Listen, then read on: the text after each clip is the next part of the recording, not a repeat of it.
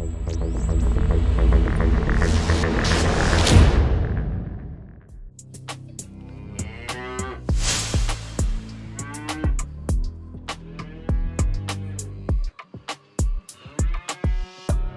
is de nacht van 16 juni. Het offerfeest is zojuist begonnen.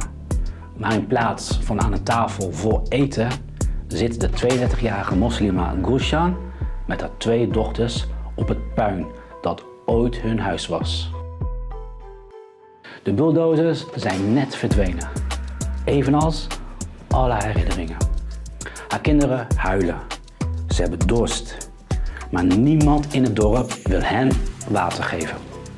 Laat staan onderdak, want anders wordt ook hun huis met de grond gelijk gemaakt, aldus de politie.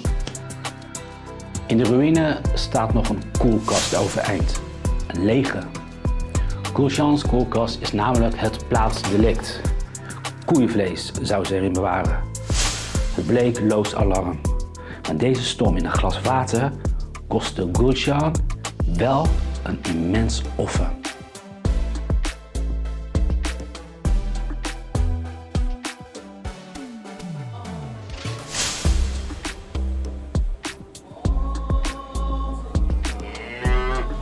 Een koe loopt op de weg langs een moskee waar zojuist het vrijdaggebed is begonnen.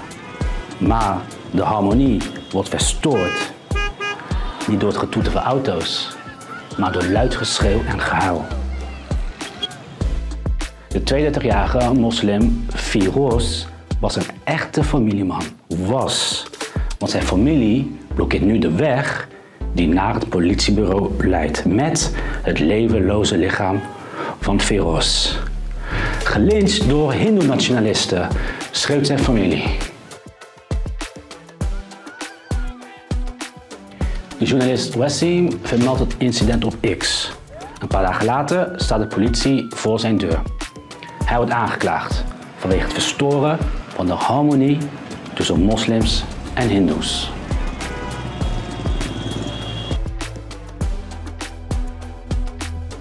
Van wie is India?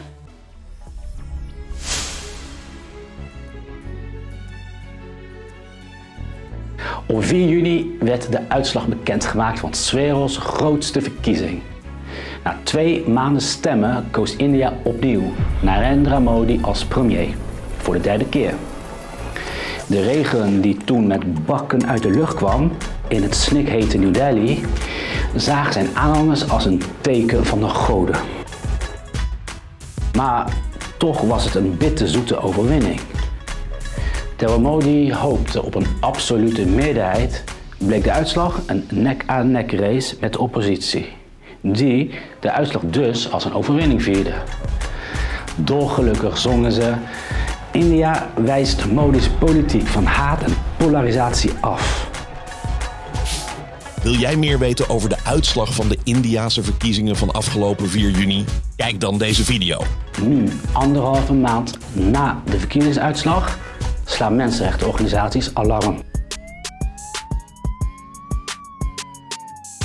Sinds 4 juni zijn moslims al 12 keer slachtoffer geworden van lynchpartijen en zijn de huizen van tientallen moslimfamilies gesloopt. Maar wat is nou eigenlijk het probleem tussen moslims en hindoes in India? Dat vroeg ik mij ook af. En daarom bezocht ik tijdens de afgelopen verkiezingen dit gigantische land en sprak ik met verschillende interessante Indiërs. In deze serie video's neem ik jou mee op mijn bijzondere reis door de Indiase maatschappij en geschiedenis en deel ik mijn gesprekken met de Indiërs die ik daar toen tegenkwam. Beste kijker, voordat wij samen grenzen gaan verleggen, geef ik alvast 1 spoiler. Hoewel de culturele verschillen tussen India en Nederland niet groter kunnen zijn, is de clash die de Indiase samenleving meemaakt precies dezelfde als bij ons. Juist daarom denk ik dat deze informatie belangrijk voor ons is. India is namelijk een spiegel voor ons eigen land. Spiegeltje, spiegeltje aan de wand. Wie is de echte Indiër van het land?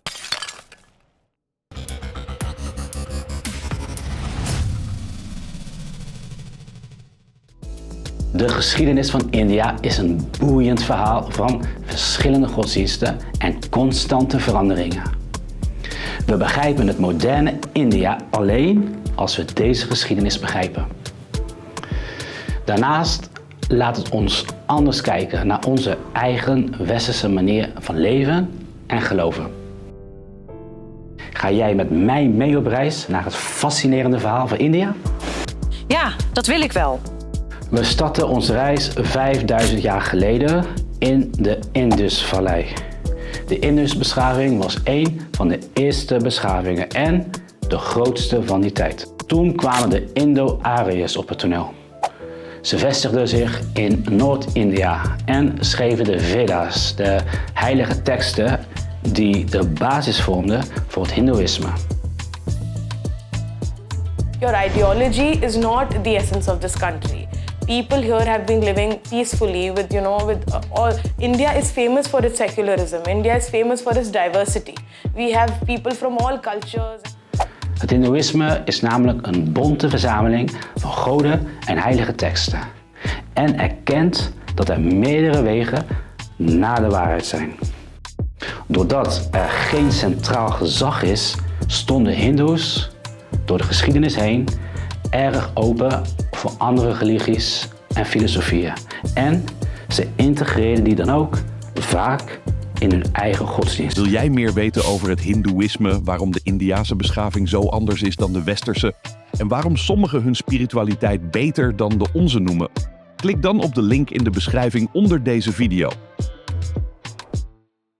Maar waar komen de moslims in India dan vandaan? De geschiedenis van India is sterk beïnvloed door de komst van de islam. Vanaf de 8e eeuw na Christus vallen moslimlegers India binnen. Het hoogtepunt is de oprichting van het Mogolrijk in de 16e eeuw. Met hun indrukwekkende paleizen en moskeeën veroorzaken de Mogols een ware culturele revolutie.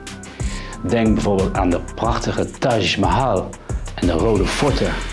En ook introduceren ze nieuwe kunstvormen, culinaire delicatessen en mode. So Mughal Empire has single-handedly had the most amount of cultural impact. For example, a huge part of North India today speaks Hindi Urdu, which was a language which developed in 18th century Mughal Empire. Then the clothes that we wear, for example, the kurta, and then the lehenga, and then the pajami. Destroy करने की कोशिश करेंगे, संस्कृति को मिटाने की कोशिश करेंगे, तो वो हमारे एनिमी हैं। और जिन लोगों ने यहाँ पे जैसे औरंगजेब, बाबर, ये ऐसी लोग हैं जो बाहर से आए. Hun blijvende invloed op de Indiase cultuur heeft ook een schaduwkant. Vanwege de grote religie- en cultuurverschillen komen de moslims regelmatig in botsing met de hindoe-meerderheid. En dit leidt tot spanningen en gewelddadige confrontaties. In de late 17e eeuw verzwakte het Mogolrijk en er ontstond een machtsvacuüm. Europese koloniale machten, waaronder de Nederlanders, kregen toen invloed in India via handel en militaire macht. Maar het waren vooral de Britten via hun Oost-Indische Compagnie die de controle kregen over grote delen van India. Ze gebruikten politieke verdeeldheid en hun superieure militaire technologie om hun macht uit te breiden. कि हिंदू कोई रिलीजन नहीं है, कोई धर्म नहीं है, हिंदू जीवन जीने की पद्धति है। और हम हर उस व्यक्ति को हिंदू मानते हैं जो यहाँ की सभ्यता, यहाँ की संस्कृति के साथ जीता है और उसी संस्कृति को हमें बचाना है। वही हमारी पहचान है, वही हमारा अस्तित्व है। यदि वो खत्म हो जाएगा तो हमारी पहचान पूरी दुनिया से खो जाएगी। इसलिए उसको हमें बचाना है, इसके लिए हमें संघर्षशील रहना है, उसके लिए आंदोलन भी करना है और जो उन संस्कृतियों को Hindoe-nationalisten geloven dat zowel moslims als Britten de vooruitgang van India hebben tegengehouden. Mongols verwoesten veel hindoetempels, dus de hindoeïstische cultuur. En de Britten, die India economisch uitbuiten, God save the king! maakten lokale industrieën kapot en legden westerse waarden en onderwijs op. En hierdoor raakte de traditionele hindoe-ontwikkeling nog meer in de knel.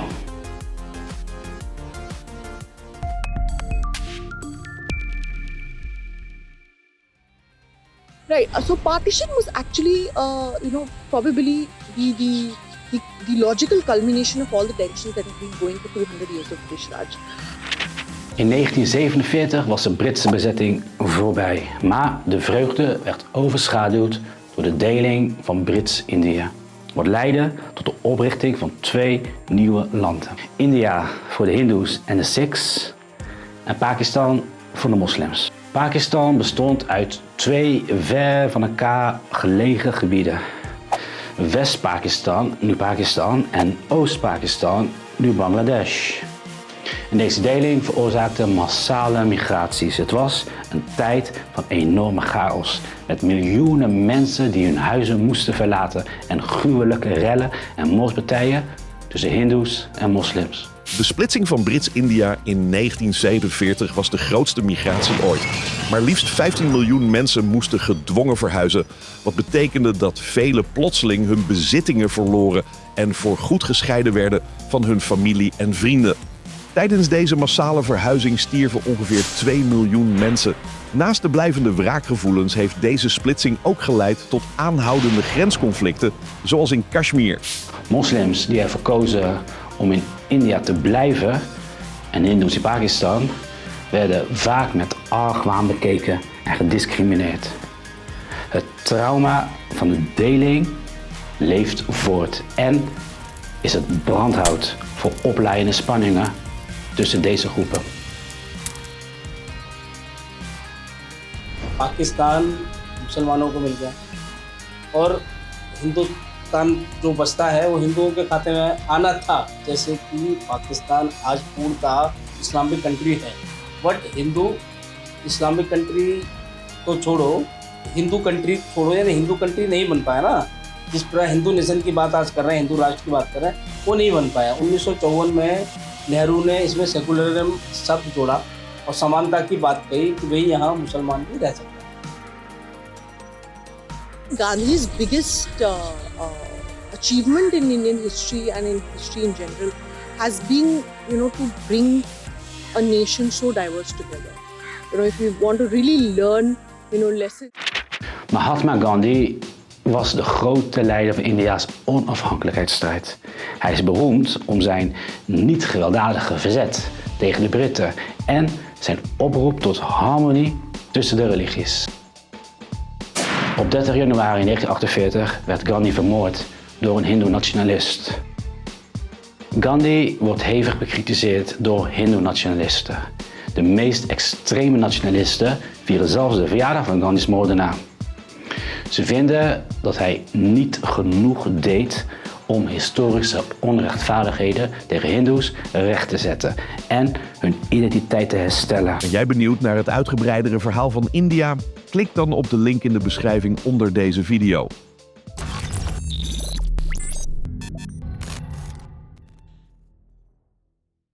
So there was one country called Pakistan with a large, number of population of Muslims, and there was another country called India which was secular.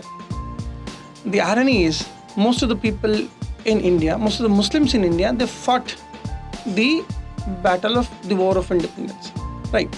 So they had large number of atrocities were done on them by the Britishers. They fought and they finally got independence, and they said, we will not be going to Pakistan, we live in this country. So these people, the large chunk of Muslims those who were there in India, they dedicated their life in building a country that has got secular values with them. इसके पीछे रीजन क्या है? तो सेकुलरिज्म के कारण हिंदुत्व को और भारत देश को बहुत बड़ा धक्का लगा है, बहुत नुकसान हुआ है या तो देश का बंटवारा नहीं होना चाहिए था, जब बंटवारा होना चाहिए था तो पूर्णता होना चाहिए था, लेकिन पूर्णता नहीं हुआ। तो मैं ये मानता हूँ ये बंटवारा ठीक नहीं हुआ, अधूरा बंटवारा है। पूर्ण बंटवारा होता तो ठीक है, लेकिन सेकुलरिज्म के कारण हमें इस देश को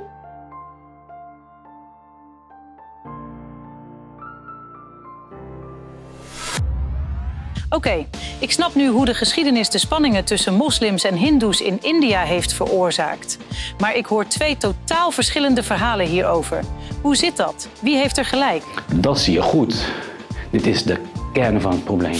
Aan de ene kant staan de Indiërs die vinden dat hun land, ook wel moeder India genoemd, een multicultureel en seculier land is.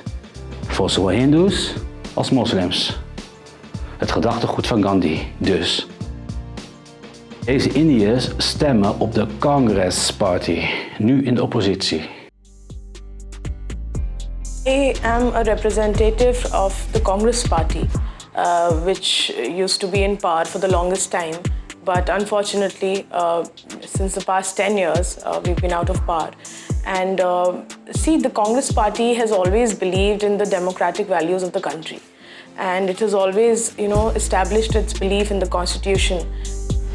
हमने कांग्रेस और बीजेपी में कुछ अंतर ऐसा देखा है कि वो वन साइड बातें करते हैं। बीजेपी के कुछ कार्यकर्ता, पार्टी का नाम ये नहीं है, पार्टी अच्छी है, पार्टी के कुछ कार्यकर्ता है ना, वो डिफरेंस करते हैं, हिंदू मुस्लिम में भेदभाव करते हैं। यही हमको अच्छा नहीं लगता। En aan de andere kant staat de regerende BJP van premier Modi. Met zijn sterk leiderschap en charisma domineert Modi, ook wel Mr. Yoga genoemd, al 10 jaar de Indiase politiek. De BJP-stemmen ziet de steeds groter wordende moslimminderheid dan ook als een bedreiging. ऐसा है, इन्होंने पहले शुरू से ही आप देखिए कि ये जैसे जैसे इन्होंने आक्रमण किया कुछ मुल्कों पे, जहाँ पे भी जा रहे हैं, जैसे आपने सुना हो एक शब्द उसे कहते हैं गजवाए हिंद। तो यहाँ पे इंडिया में भी ये गजवाए हिंद का पूरा नारा चल रहा था कि पूर्णतः इस देश को इस्लामिक कंट्री बनाते हैं। तो इस्लामिक कंट्री बना रहे हैं, जहाँ जहाँ लोग बढ़ रहे हैं वहाँ पॉपुलेशन भी बढ़ रही है, और पॉपुलेशन के माध्यम से उस देश पर अपना उनका कंट्रोल भी बढ़ा। जैसा कि आपने यूरोप में लंदन है, लंदन में फिर इस बार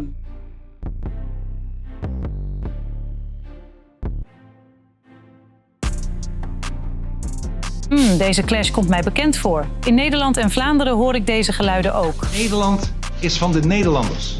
België is van de Belgen. Wij zijn niet islamitisch. Wij accepteren geen enclaves. Juist, in elke westerse democratie hoor je dezelfde discussie. Aan de ene kant is er een deel van de oorspronkelijke bevolking die bang is dat hun cultuur, hun identiteit verdwijnt. Bijvoorbeeld omdat minderheden meer aandacht krijgen en moslims meer kinderen krijgen.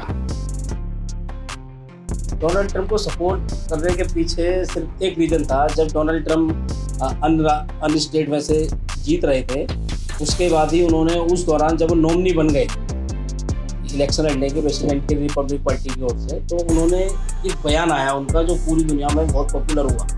उन्होंने कहा कि मैं दुनिया के नक्शे से रेडिकल इस्लाम को समाप्त कर दूँगा। तो वो बयान सारी दुनिया के Maar een ander deel van diezelfde bevolking zegt juist op te willen komen voor discriminatie en vooroordelen tegen minderheden zoals moslims. Yeah, it is very evident in all of their speeches, in all of their policies that, the communalism is there, the hatred is there, you say white supremacy in the West. That supremacy can be seen in India. Hindoe-nationalisten in India voelen zich niet eerlijk behandeld door de seculiere grondwet. Ze vinden dat deze grondwet te veel aandacht en voordeel geeft aan minderheden als moslims en christenen. Waardoor de hindoes, die de meerderheid vormen, zich achtergesteld voelen. Waarom voelen hindoe-nationalisten in India zich dan achtergesteld? Ze vinden het oneerlijk dat er speciale wetten zijn voor moslims en christenen, terwijl hindoes zich moeten houden aan algemene wetten. Ze vinden dat er te veel plaatsen en symbolen zijn in het land die verwijzen naar islamitische en christelijke overheersers, terwijl hindoeïstische namen en symbolen te weinig aanwezig zijn. Dus omdat de oorspronkelijke hindoeïstische identiteit van India volgens hen niet genoeg beschermd en erkend wordt, eisen ze verandering. En daarom is er een sterke groei van het hindoe-nationalisme. Als je meer hierover wilt weten, klik dan op de link in de beschrijving onder deze video.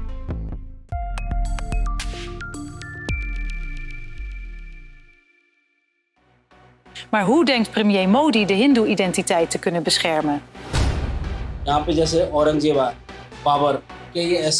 Er is één plek in India waar deze hele cultuuroorlog samenkomt: Ayodhya. De op één na heiligste plek voor hindoes. Maar ook de plek waar eeuwenlang een belangrijke moskee stond.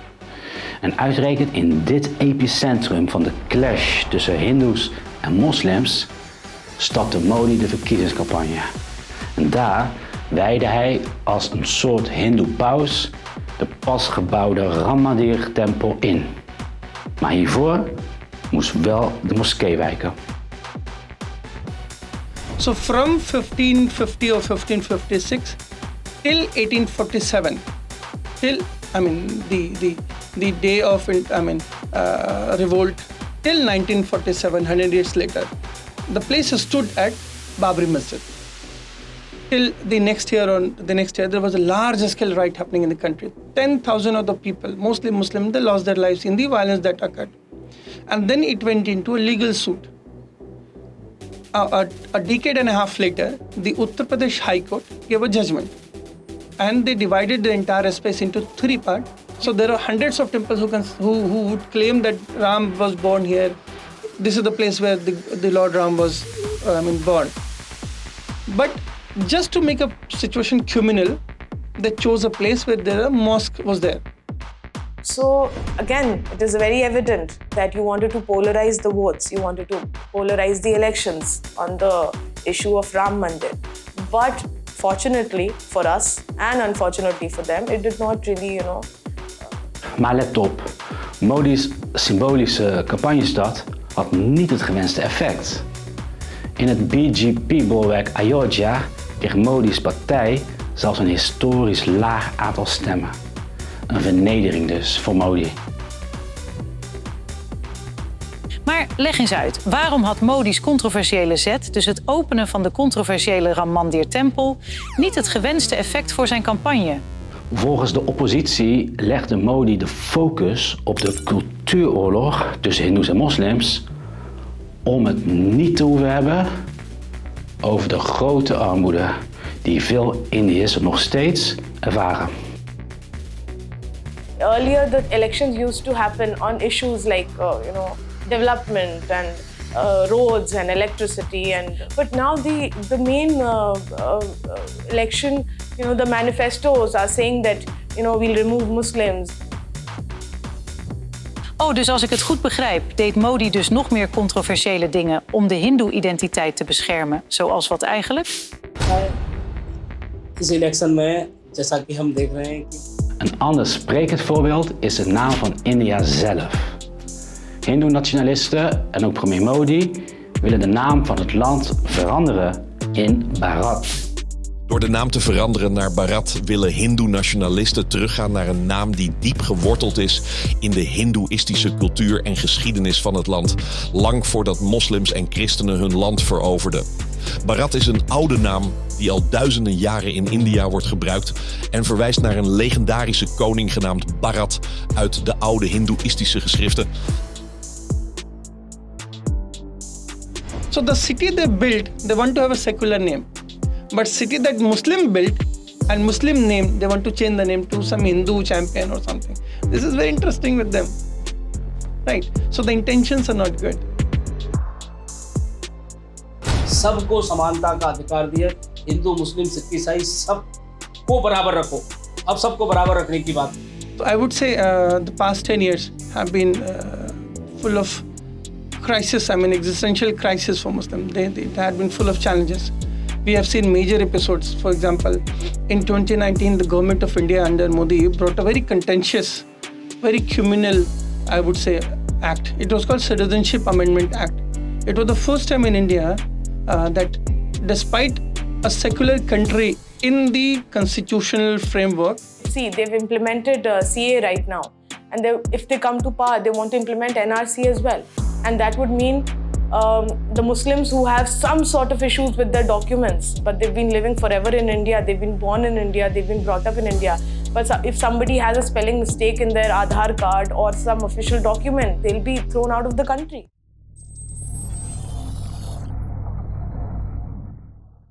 Volgens mij had je het ook over hate speeches. Klopt dat?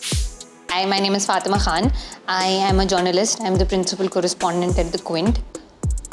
I think the very foundation of the Bharatiya Janata Party, which is the ruling party in the country, is premised on anti-Muslim hatred. But the other way, and I'd argue the far more pervasive and insidious way, is through words, because you are sort of legitimizing and institutionalizing a sort of innate hatred that a lot of people might have. Heb je hier ook voorbeelden van? मुसलमानों का है। इसका मतलब ये संपत्ति इकट्ठी करके किसको बांटेंगे? क्या आपकी मेहनत की कमाई का पैसा घुसपैठियों को दिया जाएगा? The Prime Minister gave this one speech that took everyone by shock, which was that he had claimed that the Congress party, which is the principal opposition party, has promised in its manifesto that it will redistribute wealth and give it off to the Muslims of the country. इसके पीछे रीजन क्या है? तो सेकुलरिज्म के कारण हिंदुत्व को और भारत देश को बहुत बड़ा धक्का लगा है, बहुत नुकसान हुआ है. And he referred to Muslims as Ghuspaitia, which means infiltrators, and those who produce multiple children. The fact that the Congress party never promised any such thing, they made no such promise in their manifesto.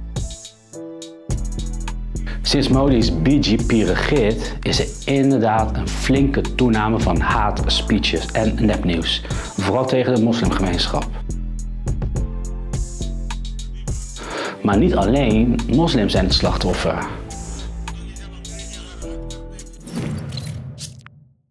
तो उसको आप फादर और मदर कह करके कभी वो mother Teresa के नाम पर भारत का ईसाईकरण करने की साजिश करती है.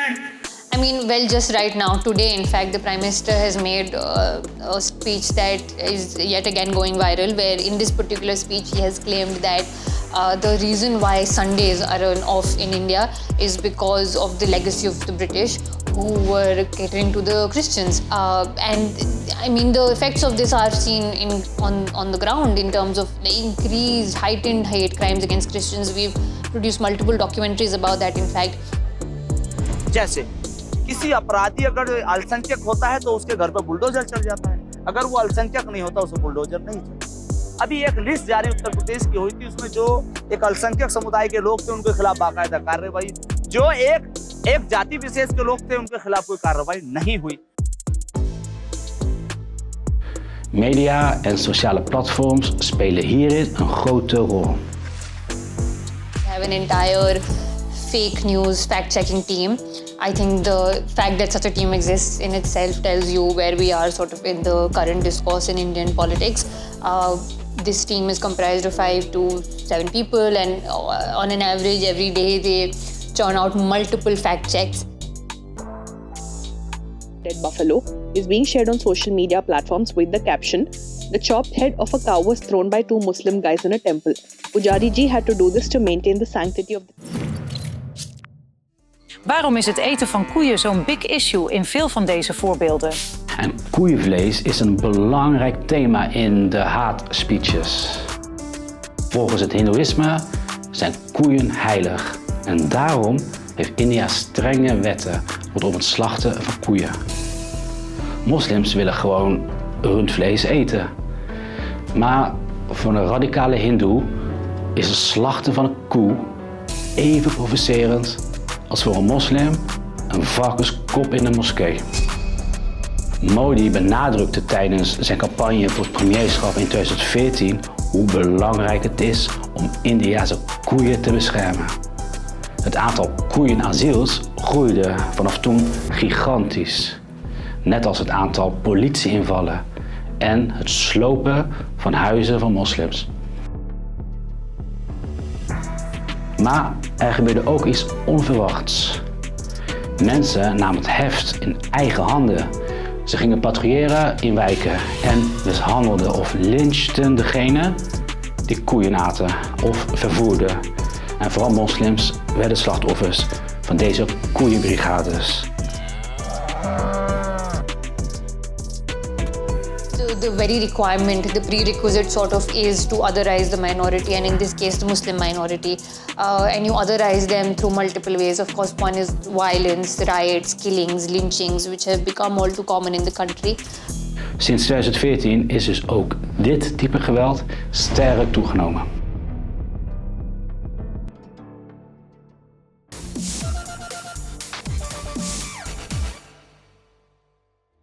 So the harmony, the essence of this country, which was, the brotherhood, it is all being destroyed. Ik vind het onmenselijk. Schamen Modi en de BJP zich hier niet voor? Wacht, vergeet niet dat elk verhaal twee kanten heeft.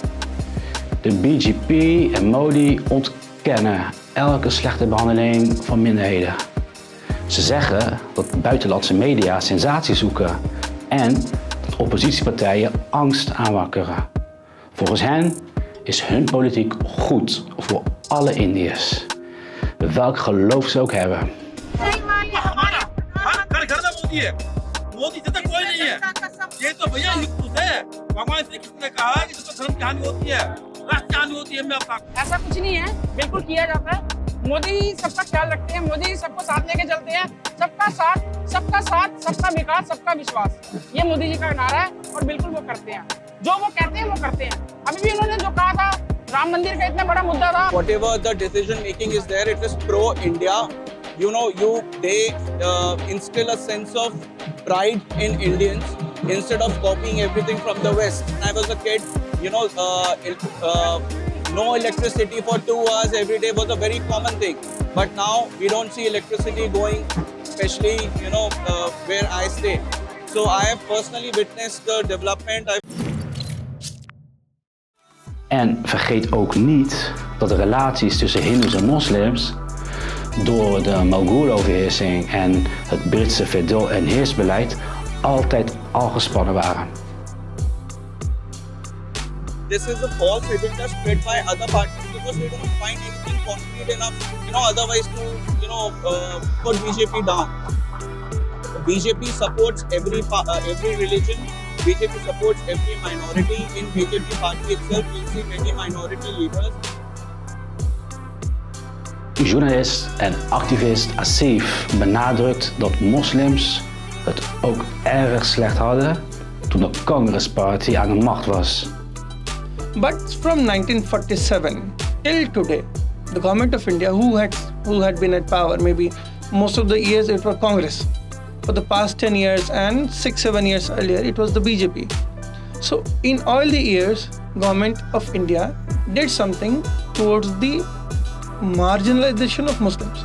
So 30-40 years, Muslims were marginalized in all spheres.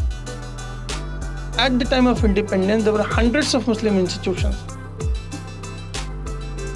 Dus als ik het goed begrijp, is de situatie lang niet zo zwart-wit als de oppositie beweert. So what people want Muslims to believe that there's a binary between the Congress and the BJP. In that shades of black and white, there are shades of grey, mostly with the Congress.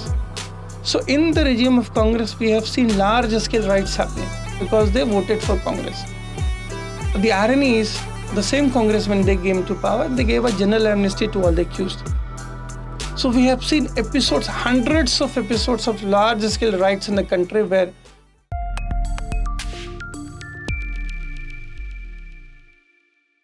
Dus moslims hebben eigenlijk altijd al een slechtere positie gehad in India. Na de onafhankelijkheid kreeg India te maken met grote economische problemen.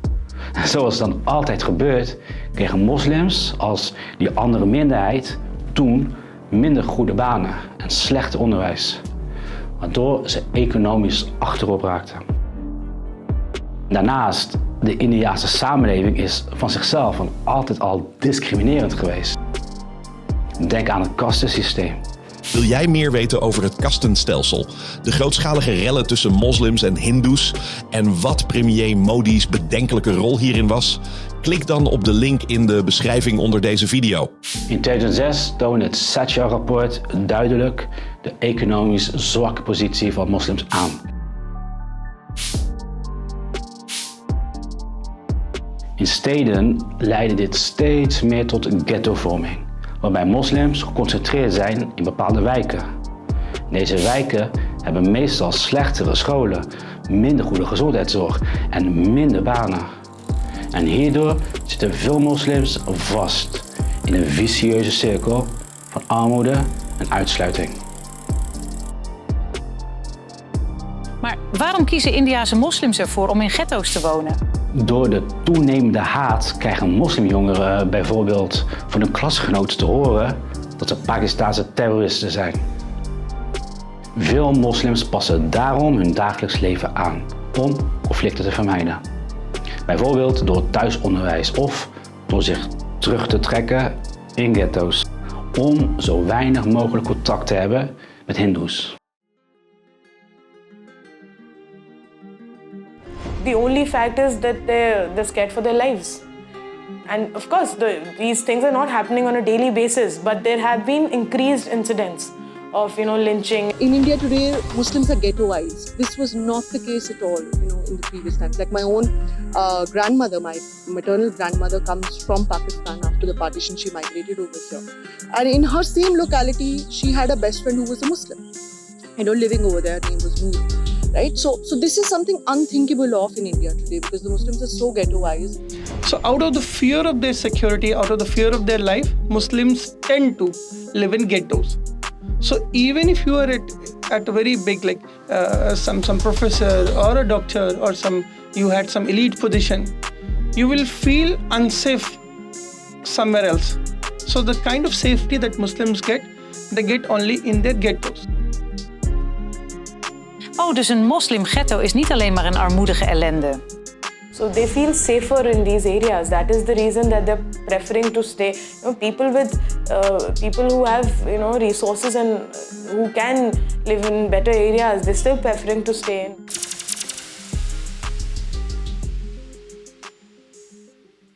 Ik heb een vraag. Is India niet een opkomende economische grootmacht? Ja en nee. Economische groei, meer banen en het aanpakken van inflatie zijn belangrijke zorgen voor de Indiërs. Modi benadrukt daarom dat onder zijn leiding India machtiger en rijker is geworden. Hij wil dat India in 2030 het nieuwe China is. Niet qua bevolkingsaantal, want daarin heeft India China al overtroffen, maar qua economie. Namelijk door de Indiase export te verdubbelen. Say that we all have seen the development of Gujarat, the Ahmedabad. I personally used to live there before, and I've seen it growing and developing.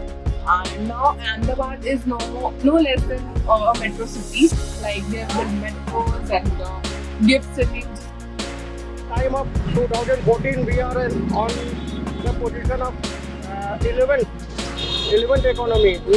Now present day we have on 5th number of economy. Modi जी के decision India को आगे ले जा रहे हैं। इंडिया की एक अपनी इस रिस्पेक्ट हुई है वर्ल्ड में। मोदी जी का डिसीजन नोटबंदी। Toch zie ik heel veel armoede in India. Ik neem dus aan dat er veel Indiërs zijn die hier anders over denken. Dat zie je goed. Volgens Modi's tegenstanders is de realiteit totaal anders. So I think as a journalist, I'd say that, the situation is worsening. Unemployment is at a high. People are struggling with issues of basic livelihood.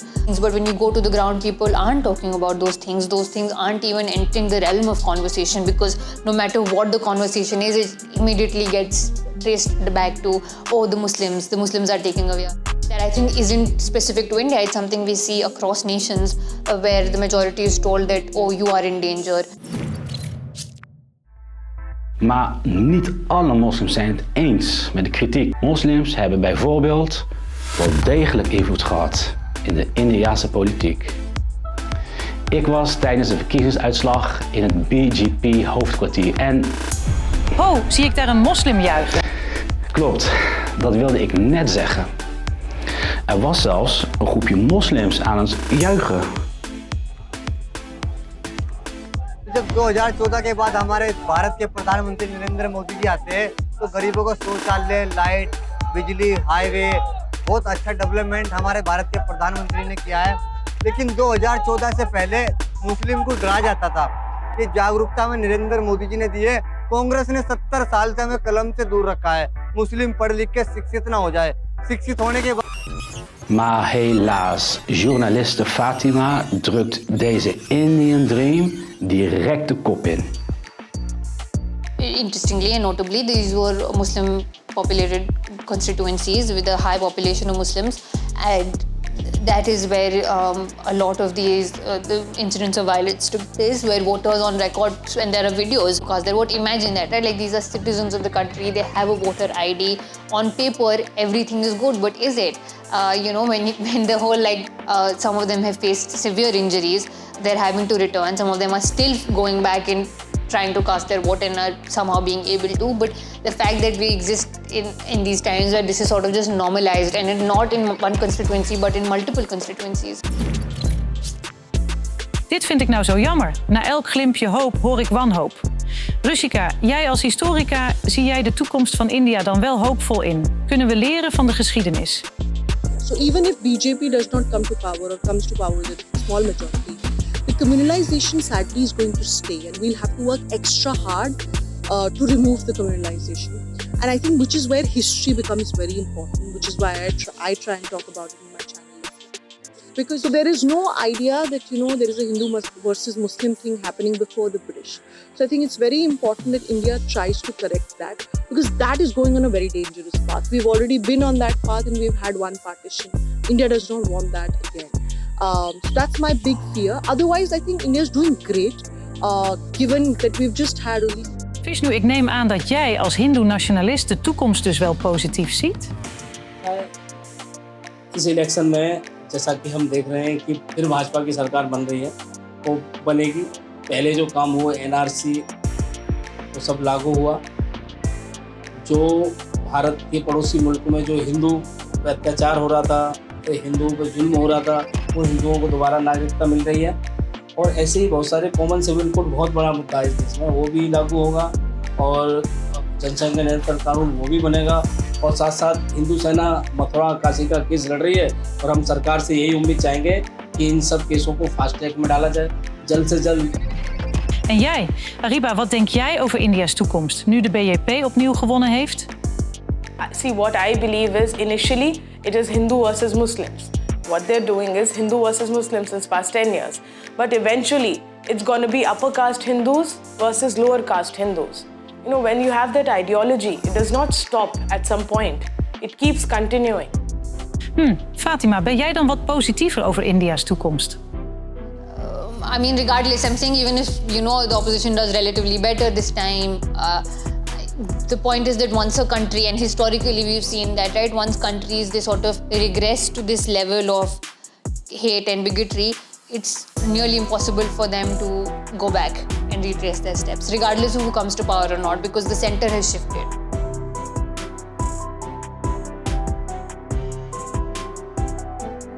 Wauw, wat je daar zegt, dat is een behoorlijke spiegel naar mijn eigen samenleving. De verkiezingswinst van Modi was kleiner dan verwacht. En dat was voor zijn aanhang een shock.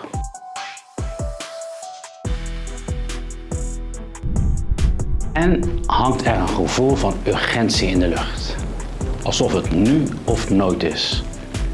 Misschien is deze verkiezingswinst wel hun laatste kans om India in een puur hindoeïstisch land te veranderen en vrij van mosliminvloed te maken. Maar hierdoor worden de angstige stemmen van seculieren en moslims steeds luider.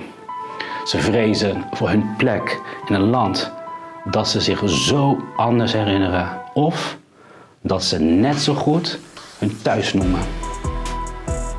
Politieke speeches worden haatdragender, de sfeer grimmiger, de media vijandiger.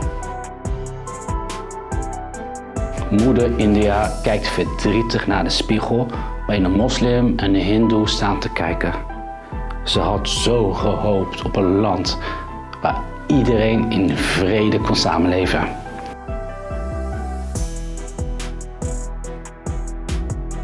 Maar in plaats daarvan verschijnt er een barst in de spiegel. De moslim en hindoe vragen nu steeds vaker en steeds luider: spiegeltje aan.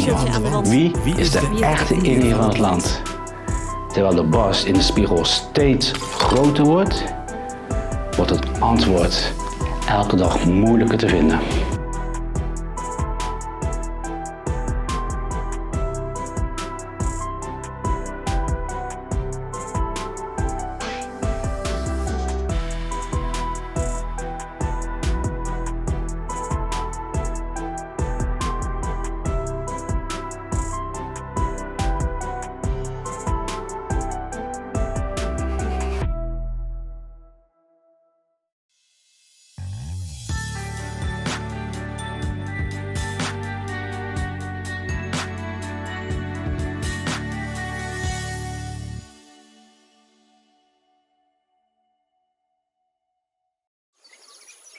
Hou jij van actueel en informatief?